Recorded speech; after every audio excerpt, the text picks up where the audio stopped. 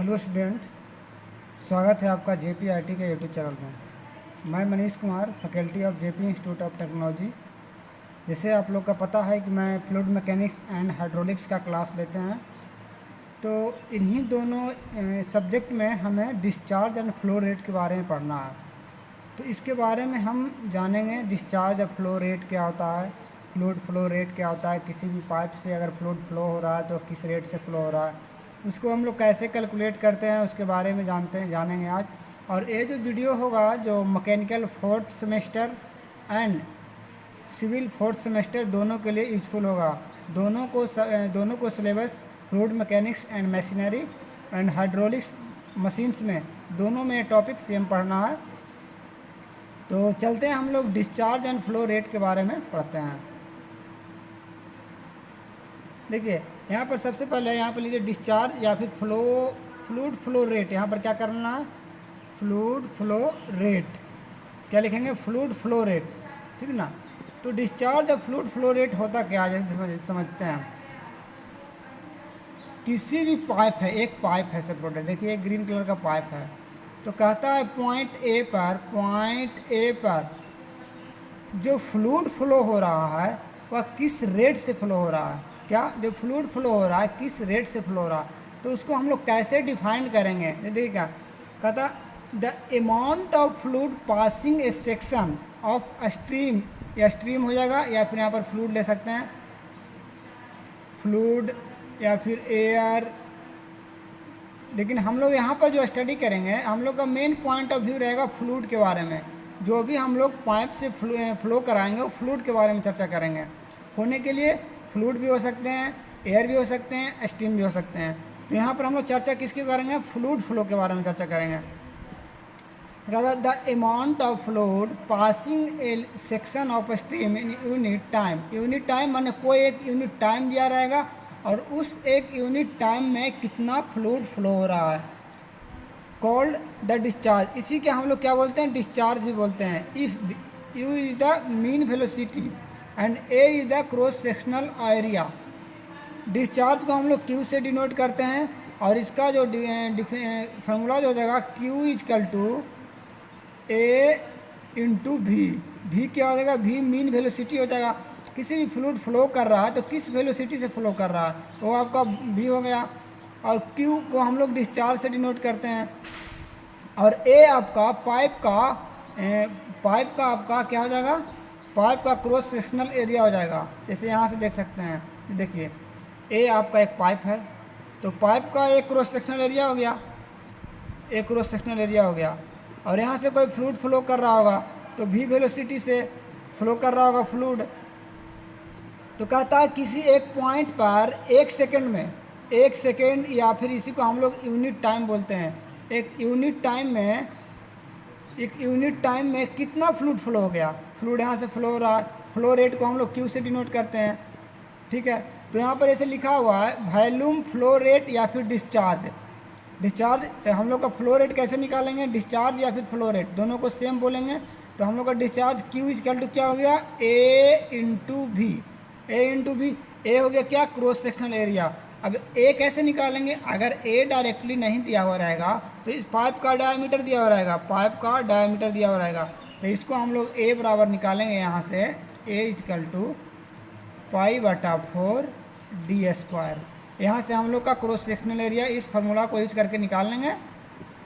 अब देखिए तो कहता है क्यू का यूनिट क्या होगा, तो क्यू का यूनिट होगा मीटर क्यूब पर सेकेंड। मतलब कहने का मतलब है 1 मीटर क्यूब यानी volume 1 metre cube fluid 1 second में फ्लो होएगा, उसी को हम लोग बोलेंगे फ्लो रेट।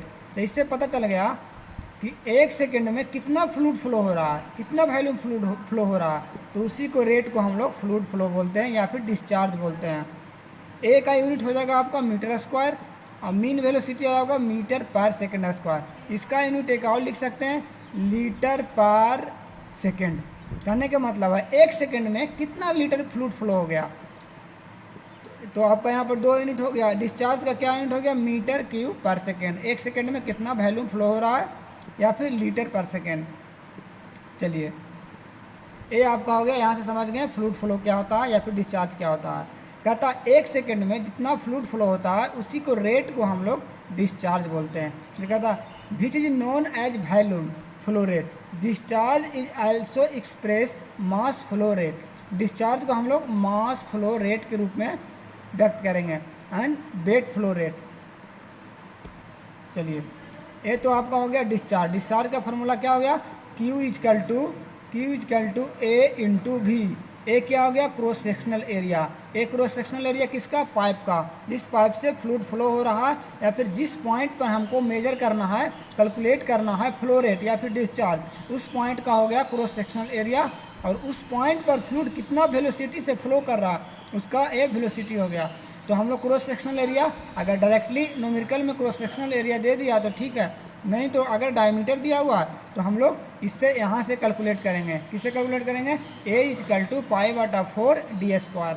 डी आपका हो गया पाइप का डायमीटर। चलिए नेक्स्ट है आपका कंटिन्यूटी इक्वेशन। नेक्स्ट क्या है, कंटिन्यूटी इक्वेशन। कंटिन्यूटी इक्वेशन के बारे में जानेंगे हम लोग। देखिए कंटिन्यूटी इक्वेशन कहता है कि देखिए यह एक पाइप है, ये आपका एक पाइप हो गया। इस पाइप में दिखाया गया है कि जैसे जैसे आगे की ओर बढ़ते हैं, जैसे क्रॉस सेक्शनल एरिया बढ़ते जाता है, जैसे जैसे आगे की ओर हम लोग बढ़ रहे हैं इसका क्रॉस सेक्शनल एरिया बढ़ते जा रहा है। देखिए ये 0.1 हो गया या 0.2 हो गया और ये फ्लूइड फ्लो हो रहा है। तो फ्लूइड फ्लो हो रहा है तो सबसे पहले समझिए कंटिन्यूटी इक्वेशन कहता है कि किसी एक पाइप में अगर फ्लूइड फ्लो हो रहा है तो उसका मास फ्लो रेट हर एक पॉइंट पर सेम होना चाहिए, हर एक पॉइंट पर सेम होना चाहिए। मास फ्लो रेट हर एक पॉइंट पर सेम होना चाहिए। जैसे देखिए कहता है continuity equation is based on the principle of conservation of mass. मतलब मास कंजर्व रहेगा या न घटेगा न बढ़ेगा। एक किसी भी पॉइंट पर, किसी दो पॉइंट पर मास कंजर्व रहेगा। कहता है when fluid flowing through a pipe at all cross sectional the quantity of fluid per second is constant. मतलब क्वांटिटी ऑफ फ्लूइड, जितना फ्लूइड फ्लो हो रहा है वो पर सेकेंड हर एक पॉइंट पर कांस्टेंट रहेगा एट ऑल पॉइंट। हम लोग यहाँ पर दो पॉइंट लिए हैं, 0.1 0.2। 0.1 का cross sectional area A1, density of fluid ρ1 और वेलोसिटी ऑफ फ्लूइड V1। उसी प्रकार हम लोग 0.2 पर cross sectional area A2 and density of fluid ρ2 and velocity of fluid V2 यहाँ पर लिए हैं। चलिए देखते हैं आगे हम इसको। देखिए कहता है according of conservation of mass. तो मास के कंजर्वेशन के अनुसार से हम लोग चलेंगे। तो कहता है rate of flow at section 1 and rate of flow at section 2। कहने का मतलब दोनों सेक्शन पर सेक्शन 1 एंड सेक्शन 2 पर फ्लो रेट आपका सेम होना चाहिए। जैसे यहाँ पर लिखा हुआ डिफिनेशन में rate of flow rate at section 1 and rate of flow rate and section 2 is equal. तो रेट ऑफ फ्लो कितना हो गया यहाँ का, ρA1 V1 equal to ρA2 V2। Q के हम लोग माने थे Q equal to A into V। A discharge हो गया। अगर उसमें हम लोग डेंसिटी से मल्टीप्लाई कर देते हैं तो ए आपका फ्लो रेट में आ जाएगा डेंसिटी के रूप में। तो इसी इक्वेशन को हम लोग कंटिन्यूटी इक्वेशन बोलते हैं। तो कहता है कि flow rate at section 1 and flow rate at section 2 equal होगा। इस इक्वेशन को ही हम लोग बोलते हैं continuity equation. This equation applicable for the compressible as well as incompressible fluid. कहने का मतलब है यह जो इक्वेशन है 8.1 और 8.2 पर जो दोनों इक्वल हो रहा है, यह equation compressible and incompressible fluid के दोनों के लिए वैलिड होता है। कहने का मतलब है एक पॉइंट से दूसरे पॉइंट पर फ्लूइड अगर फ्लो कर रहा है तो उसका अगर डेंसिटी चेंज हो रहा है फिर भी अब यह इक्वेशन वैलिड है। अगर चेंज नहीं हो रहा है तो भी यह इक्वेशन वैलिड है। समझे? तो हम लोग यहाँ से क्या समझें कि जो कंटिन्यूटी इक्वेशन होता है ρA भी इक्वल टू कॉन्स्टेंट। कहने का मतलब है हर एक पॉइंट पर ρA भी कॉन्स्टेंट होगा। इसी इक्वेशन को हम लोग कंटिन्यूटी इक्वेशन बोलते हैं। चलिए देखिए यहाँ पर लिखा हुआ है कंटिन्यूटी इक्वेशन ρA भी इक्वल टू कॉन्स्टेंट। सी क्या है, कॉन्स्टेंट। इसी इक्वेशन को हम लोग कंटिन्यूटी इक्वेशन कहते हैं। जैसे देखिए या वैलिड किसके लिए है, 1D steady flow, compressible fluid as well as incompressible flow. तो कंप्रेसिबल इनकम्प्रेसिबल फ्लूइड सबके लिए वैलिड है। तो यहाँ पर सेपरेट देखेंगे कि इनकम्प्रेसिबल फ्लूइड के लिए क्या होगा। देखिए इनकम्प्रेसिबल फ्लूइड कहने का मतलब है एक पॉइंट से, जैसे देखिए यह पाइप हो गया, यह आपका पाइप हो गया, तो एक पॉइंट से, एक पॉइंट हो गया पॉइंट नंबर 1 और पॉइंट नंबर 2, यानी पाइप के एक पॉइंट से दूसरे पॉइंट पर अगर फ्लूइड जा रहा है तो उसका डेंसिटी में कोई चेंज नहीं हुआ, यानी कि हर एक पॉइंट पर ρ1 = ρ2 हो गया, यानी दोनों पॉइंट पर डेंसिटी कांस्टेंट है। तो वैसे फ्लूइड को हम लोग बोलते हैं इनकम्प्रेसिबल फ्लूइड। तो अगर दोनों पॉइंट पर अगर डेंसिटी कांस्टेंट है, यानी कि डेंसिटी ρ1 = ρ2 हो गया, तो यानी दोनों डेंसिटी सेम हो गया। तो जब हम इस फार्मूला को यूज करेंगे ρ1 A1 V1 = ρ2 A2 V2। देखिए तो कहता है कि इनकम्प्रेसिबल फ्लूइड में डेंसिटी जो होता है आपका कांस्टेंट होता है, यानी पॉइंट 1 और पॉइंट 2 का डेंसिटी सेम होगा। तो इसलिए क्या हो गया, ρ1 = ρ2। तो यहाँ से जब दोनों सेम हो गया तो ρ1 ρ2 कैंसिल हो गया। तो इनकम्प्रेसिबल फ्लूइड के लिए कंटिन्यूटी इक्वेशन जो होगा, जो आपका A1 V1 = A2 V2 हो जाएगा, क्योंकि ρ1 ρ2 कैंसिल हो गया। तो ए आपका जो इक्वेशन निकल के आया, जो किसके लिए है, incompressible fluid, for incompressible fluid. ये जो आपका इक्वेशन कंटिन्यूटी इक्वेशन निकल के आया, जो है आपका वैलिड किसके लिए है, इनकम्प्रेसिबल फ्लूइड के लिए वैलिड है। अब देखिए एक छोटा सा एक न्यूमेरिकल है, इसको हम लोग समझेंगे। ये आपको बोर्ड एग्जाम में पूछा जाता है।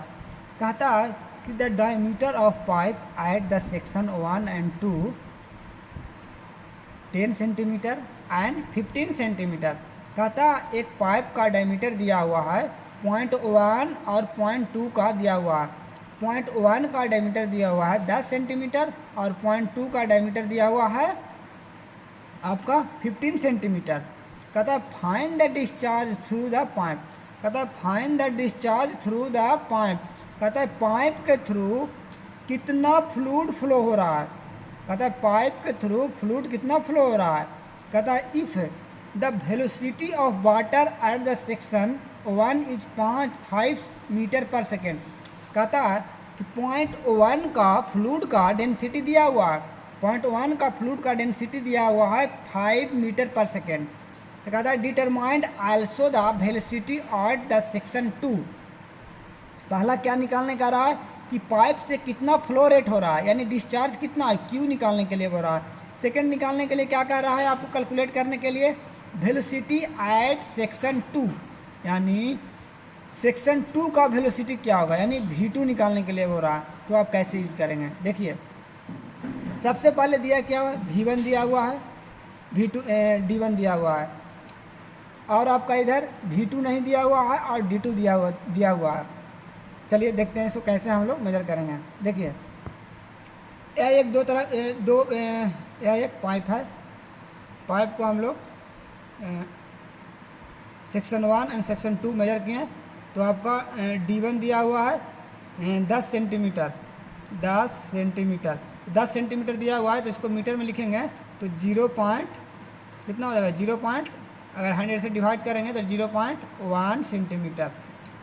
और आपका क्या दिया हुआ है, V दिया हुआ है, V1 दिया हुआ है 5 मीटर पर सेकेंड। और यहाँ पर ये आपका सेकेंड पॉइंट हो गया। सेकेंड पॉइंट का डायमीटर दिया हुआ है 0.15 मीटर। एंड और V2 का घरा कैलकुलेट करने के लिए सबसे पहले क्या करना है कि हमें क्या करना है कि कंटिन्यूटी इक्वेशन को यूज करेंगे। क्या यूज करें, कंटिन्यूटी इक्वेशन को।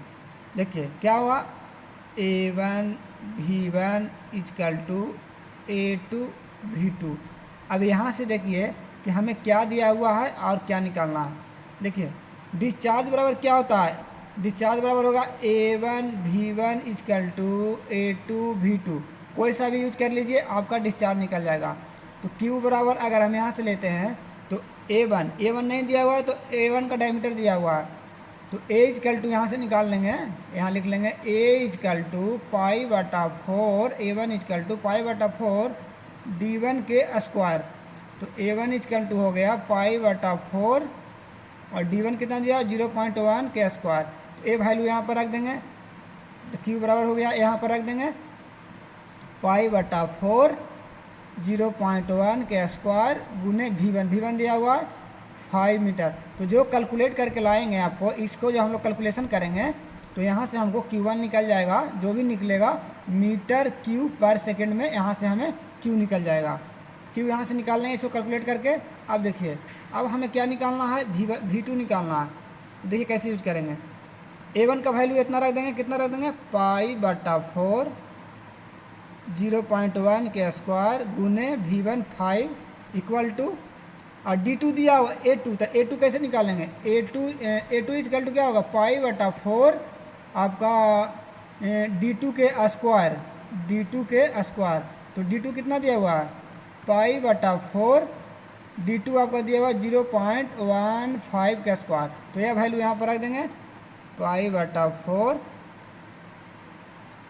0.15 के होल स्क्वायर इंटू V2।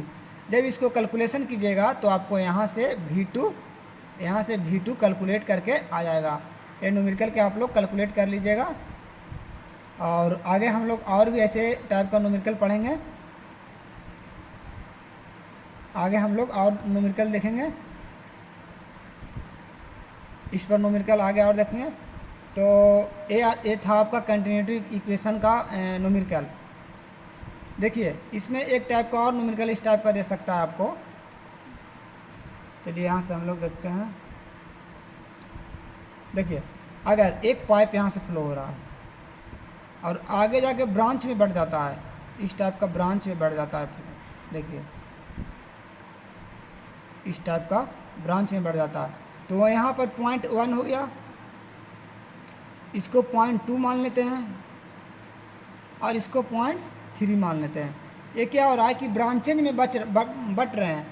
देखिए यहाँ से फ्लूइड फ्लो कर रहा, तो इसका हम लोग मानेंगे V1 A1 D1, इसका मानेंगे V2 A2 D2, इसका मानेंगे V3 A3 एंड D3।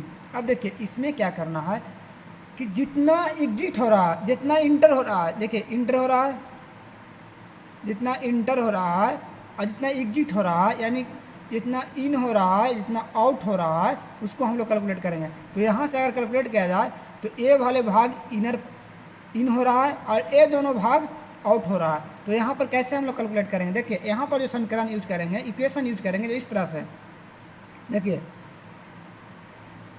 कैसे यूज करेंगे,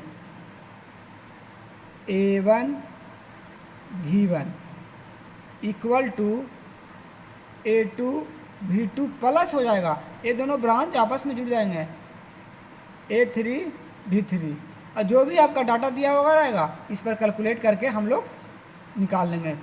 जो भी हम लोग का मिसिंग वैल्यू रहेगा उसको हम लोग कैलकुलेट करके निकाल लेंगे। और एरिया निकालने के लिए आपको बस यही फार्मूला यूज करना है, पाई बटा 4 D का स्क्वायर। एरिया निकालने के लिए इस फार्मूला को यूज करना है। और इस तरह का क्वेश्चन आपको पूछा गया है। नेक्स्ट जो हम लोग एक टॉपिक करेंगे इसमें इस टाइप का एक क्वेश्चन करेंगे। तो ठीक है, आज के लिए थैंक यू। और इस ब्रांचेज वाले में आप लोग ध्यान दीजिएगा, जितना इन हो रहा है उतना आउट होगा। तो थैंक यू, आप लोग का हम लोग नेक्स्ट क्लास में डिस्कस करेंगे।